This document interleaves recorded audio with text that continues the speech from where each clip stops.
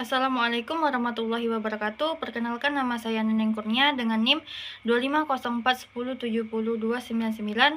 Di sini saya akan memenuhi tugas remedial dengan judul Tafsir ayat Al-Quran terkait tema Tarbawi dalam perspektif dan metodologi tafsir era klasik, pertengahan, dan modern.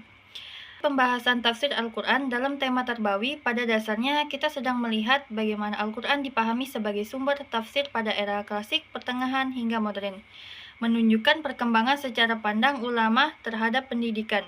Meskipun sumbernya sama, Al-Quran, tetapi pendekatan, penekanan, dan metodologinya mengalami perubahan sesuai dengan kondisi zaman.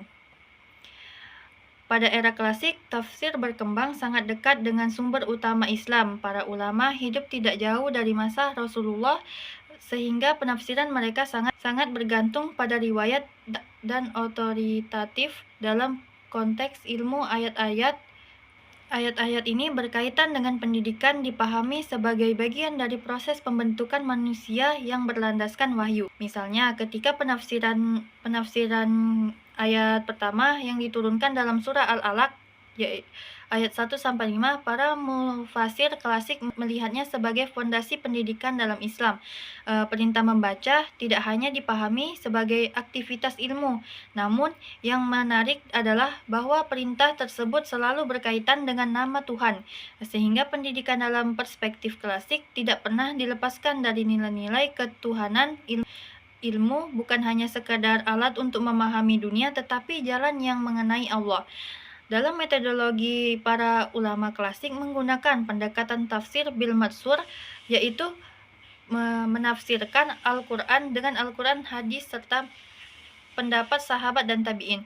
Ketika mereka menafsirkan ayat-ayat pendidikan seperti dalam surah Luqman ayat 12-19, mereka tidak hanya menjelaskan makna teks, tetapi juga mengaitkannya dengan riwayat yang menjelaskan bagaimana pendidikan itu diterapkan.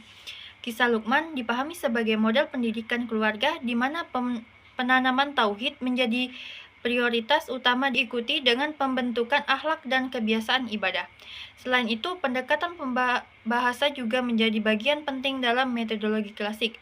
Para mufasir seperti Al-Tabari dan Ibnu Katsir menganalisis kata-kata dalam Al-Quran secara mendalam untuk menemukan makna pendidikan yang terkandung di dalamnya. Dari sini lahir pemahaman bahwa setiap kata dalam Al-Quran memiliki dimensi edukatif, baik dalam aspek kognitif, spiritual, maupun moral. Memasuki era pertengahan, tafsir mulai